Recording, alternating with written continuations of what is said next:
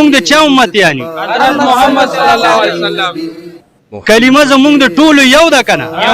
وایي راته لا اله الا الله محمد تیز وایي تیز. لا اله الا الله محمد رسول الله. ماشاءالله ماشاءالله. مونږ مسلمانان بیا پښتانه مونږ ټول نړۍ کاغه افغاني دی او کاغه پاکستاني دی. تاسو په خپل خلوی چې کلمه زمونږ یو د لا اله محمد رسول الله، لا اله نو چې کلمه یو ده لا اله الا الله محمد رسول الله، نو بیا په مونږ تاسو کې فرق څه دی؟